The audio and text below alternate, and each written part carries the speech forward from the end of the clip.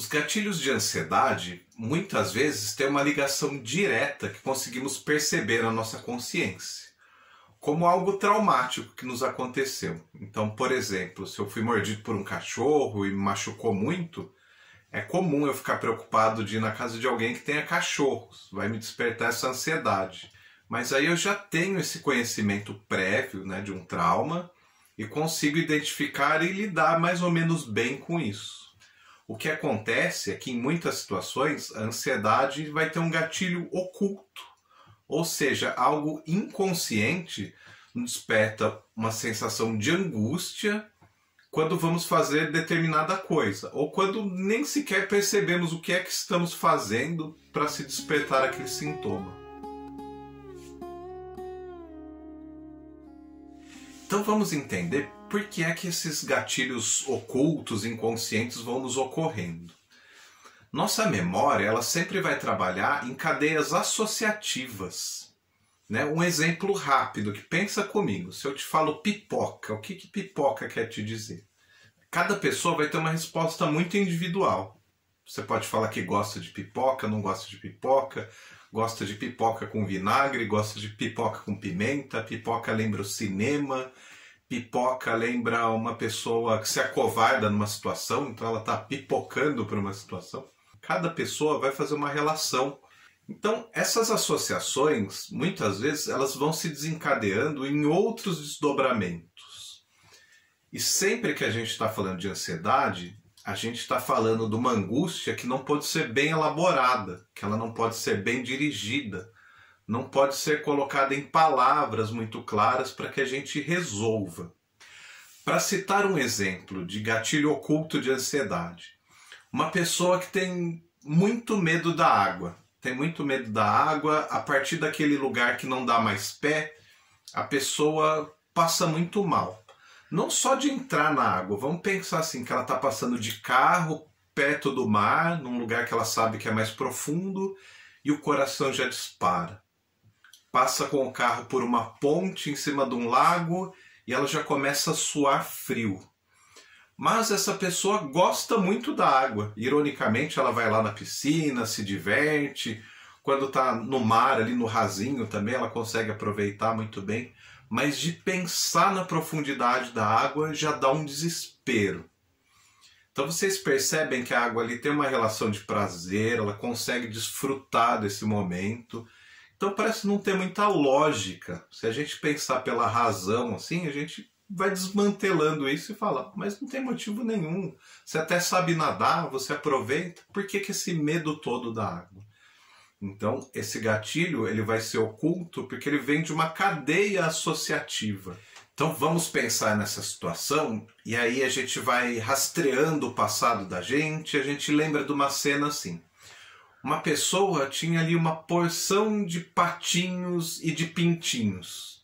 Então você é criança, está deslumbrado ali com aquelas figurinhas, aquelas aves amarelinhas. A pessoa põe uma bacia de água e te mostra que os patinhos podem nadar ali. Então você está vendo a nadadeira deles, acha uma graça, mas a pessoa te faz uma advertência ali, que o patinho pode nadar, mas o pintinho não. O pintinho não sabe nadar. Na sua inocência ali de criança, você fica meio desconfiado. E quando a pessoa vira as costas, você vai lá e põe o pintinho na bacia. E o pintinho acaba se afogando. Isso te gera um mal-estar, o adulto volta, te adverte, falou que não era para colocar o pintinho, você entra em negação. Não, mas eu não coloquei, ele entrou sozinho. Isso vai gerando ali um trauma, algo que vai sendo muito difícil de se elaborar.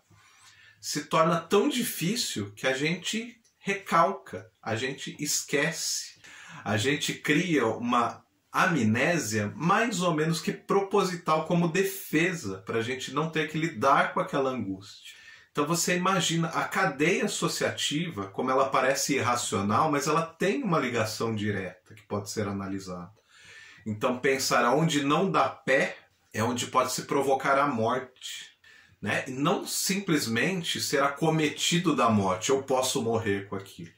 Mas também assim, o quanto eu posso ser perigoso quando eu estou em um lugar que não dá pé à água, o quanto isso pode me remeter a um lugar ali que eu não consegui resolver, que me criou uma angústia muito grande. A tentativa da consciência de trazer essa memória à tona, ela vai entrando em conflito com essa defesa que vai tentando falar, não, não traga isso à tona, a gente não vai dar conta. E o que vai se desprendendo é o sintoma da angústia. É o não poder lidar com isso, não poder transformar isso em palavras, não entender que isso passou, que eu realmente fui uma criança que cometeu um erro, mas que eu aprendi. Eu não sou tão perigoso assim. Você consegue imaginar uma borboleta te causar uma crise de ansiedade? Sim, uma borboleta, aquele bichinho que você vê ali colorido, voando, que parece inofensivo.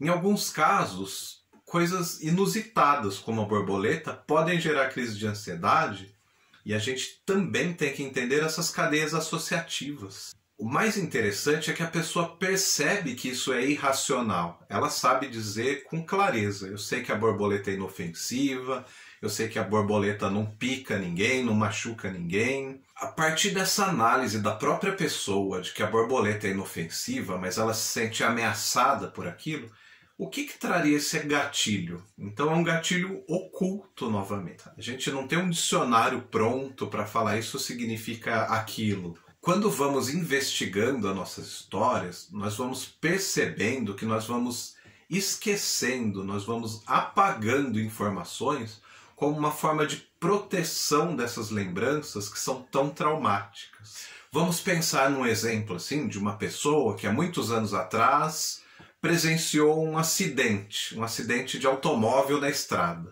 E enquanto ela aguardava chegar o resgate, ela ficou próximo a uma árvore onde tinham borboletas.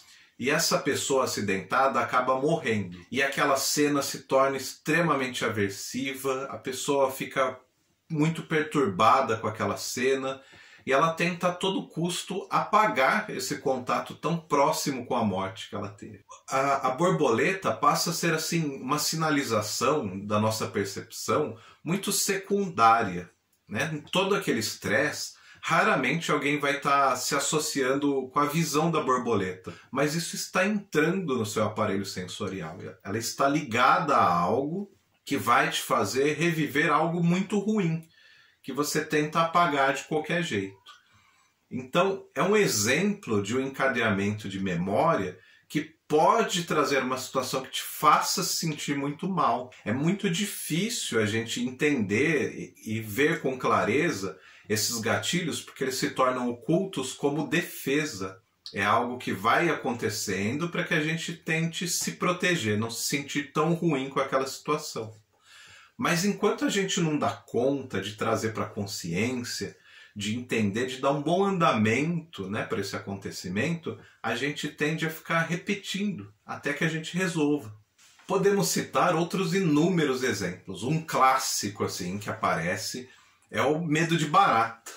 Né? Prontamente já tem gente respondendo, mas eu não tenho medo de barata, eu tenho nojo de barata. A gente tem uma ansiedade dupla. Primeiro que tem medo sim, tem que recalcar o medo, né? Não pode se admitir publicamente. E depois vem essa coisa do ficar justificável porque a barata dá nojo. A barata está ali em lugares que não deveria estar, ela anda no esgoto, etc. Só que também racionalmente as pessoas sabem assim que a barata não é de atacar as pessoas, né? Nem a voadora que assusta a gente, né? Que entra pela janela. Ela não tem intenção nenhuma de ter contato com a gente. A gente sabe disso. A gente sabe também que a barata é fujona. Se a gente vai na direção dela, ela foge. Então, racionalmente, a gente sabe que a barata não é um grande problema, assim, não é um risco, né? Algo que vai te matar ali. Mas, ao mesmo tempo, tem essa situação tensa, né? De ter gente que fica paralisado. Mas a gente pode começar a pensar, então, nessa repulsa com a barata a partir dessas cadeias associativas. Então, assim, tem pessoas que têm traumas mais diretos com a barata. Por exemplo, a barata subiu na sua perna e a família logo se desesperou e te revirou de ponta cabeça e tinha que tirar aquela barata de qualquer jeito. Então você fica com essa impressão aversiva da barata como um grande risco. Você pode ter essa cadeia, mas ela fica mais direta, mais fácil de lembrar. Agora, quando a gente fala dessa repulsa, né, a barata é um bicho sujo. O que mais que nos remete à sujeira, a esse repulsivo?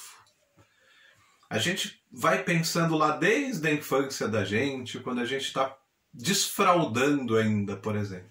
A gente tem uma relação de muita curiosidade. A gente está descobrindo ali o xixi e o cocô, por exemplo, como um controle emocional do que acontece no meu entorno.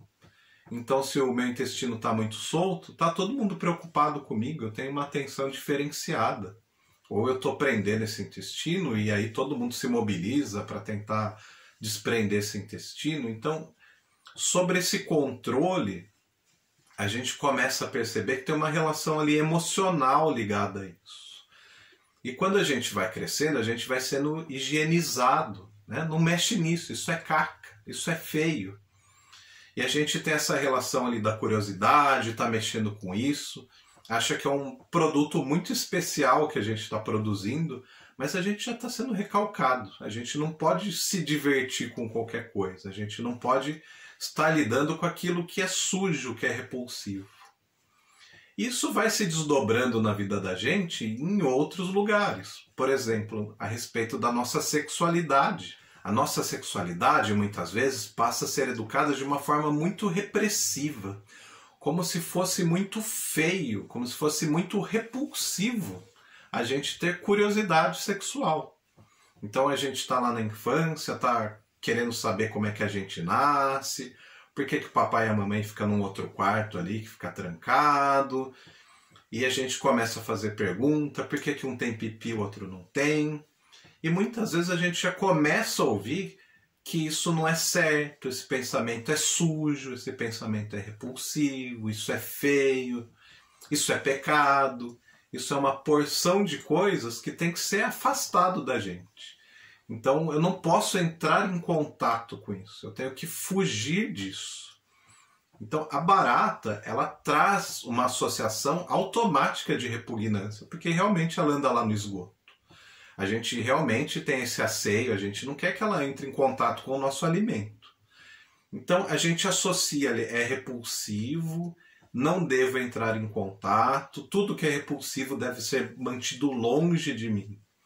Né? Inclusive os meus próprios impulsos. Então se eu tenho sentimentos de agressividade, se eu tenho pensamentos não muito nobres, né? Me ocorre aquela invejinha, eu vou mantendo fora. É repugnante, eu não quero contato. Não tenho medo, só tenho repugnância, então mantenha-se longe de mim. E conforme a gente vai se possibilitando, ir humanizando, né, alguns sentimentos, alguns impulsos não tão nobres que a gente tem, às vezes a gente vai melhorando, inclusive, essa relação que a gente tem com a barata, ou com qualquer outro ser repugnante que gera muitas vezes ansiedade. Quem aí não fica com o coração disparado quando vê uma barata? Comenta aí pra mim, qual é a sua reação quando você vê uma barata que vem voando pela janela da sua casa? Então, fechando esse raciocínio, então vamos pensar juntos que o que está oculto nesse gatilho de ansiedade é essa sua relação de proibição com aquilo que disseram ser repugnante. Será que você realmente acha repugnante? Muitas vezes carregamos relações de ambivalência. Temos muita curiosidade, temos muito desejo, mas perto das pessoas ou diante do nosso próprio julgamento moral, a gente tem que entrar em negação. Tem que dizer que não, que aquilo não é bacana, que eu não quero manter longe de mim. Vocês lembram da Dona Bela, da escolinha do professor Raimundo? Que quando alguém fazia alguma sugestão que lembrava qualquer objeto fálico, ela caía no chão gritando, ah, tarado, seu sem vergonha, né? Quando ela ia falar que a pessoa só pensava naquilo, ela fazia uma cara de satisfação de quem estava muito interessado. Então é mais ou menos assim, né? Ela falando ali do sexo repugnante, mas que me causa muita curiosidade. E essa minha curiosidade e proibição ao mesmo tempo pode me gerar um conflito que vai desencadear em ansiedade. E aí, então, o que é que a gente faz para descobrir esses gatilhos ocultos de ansiedade? Tirando casos de muita sorte, que a gente tem um desprendimento de memória em nosso favor, a gente só vai conseguir fazer isso na nossa terapia. A gente vai precisar dessa ajuda do profissional. né? O psicólogo, o psicanalista, eles têm essa habilidade de te estimular a falar sobre essas sensações que te causam angústia, ansiedade, e puxando esse fio das cadeias associativas até que você tenha um insight, né? Que é aquela grande sensação de agora eu entendi, agora fez sentido para mim. A gente tem essa dificuldade para fazer isso sozinho porque a gente precisa guardar isso, porque a gente tem uma sensação de não dar conta do mal-estar que gerou no momento mais traumático dessa associação. Trabalhando gradativamente, né, na sua terapia, você tem a possibilidade de se preparar, se sentir encorajado até que esse insight se torne possível. Pensando por essa mesma linha de raciocínio, olha como é bacana a gente identificar esses gatilhos ocultos que não estão ligados também só às nossas ansiedades. Você sabe, por exemplo, explicar por que é que você escolheu determinada profissão, por que é que você tem um determinado gosto musical, por que é que você está se relacionando com pessoas de um determinado tipo? Então essas explicações vão muito além do trivial. Quando a gente está num processo de terapia, a gente também consegue identificar essas motivações lá desde muito cedo, o que é que vai nos ligando afetivamente a essas escolhas. E a gente vai descobrindo cada vez mais quem a gente é, e a gente vai podendo cada vez mais ser quem a gente é de propósito. Se você está me vendo aqui pelo YouTube pela segunda ou terceira vez, considere se inscrever no canal. Aqui o nosso interesse é falar sobre psicologia e psicanálise de uma forma simples e descomplicada.